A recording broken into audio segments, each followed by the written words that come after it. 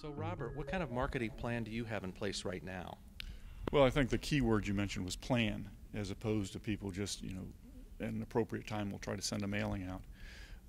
We take a meeting once a year and spend about 2 hours and just put together a big calendar for the whole year and strategically place on it the things we already have. We already know we're going to be in a home show and what month it's going to be in. We already know we're going to be entering the Showcase Awards and what month it'll be in. We already know Christmas cards, Thanksgiving cards are going to go out. We already know we're going to have our big, world famous annual pig roast. All of those things are on the calendar. And then we start filling in the blanks where we find we're not staying in front of the client.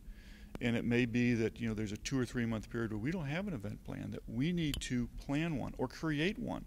Whether it's talking to the home and garden section of the paper and getting an article placed in the paper or one of the local magazines. Maybe it's finding a new project to feature. Maybe it's a reason just to send a letter out because it's the start of spring and have people change their air filters. A designated design to stay in front of the people 4 to 5 times a year in either voice, face, print, some way to be there. You have to map it out, and then you have to follow it. So the notion is it's just you want people to know that you exist and that you're there, not to forget you're around.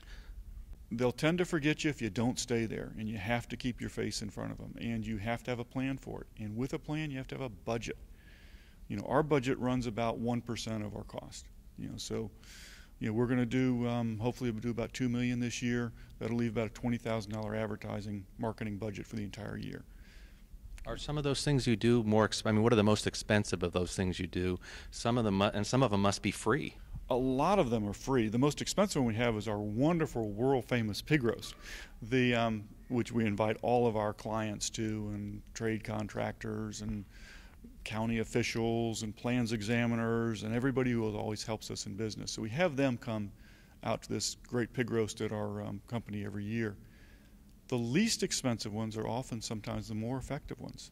The picking up the phone and calling them is the most powerful thing you can do.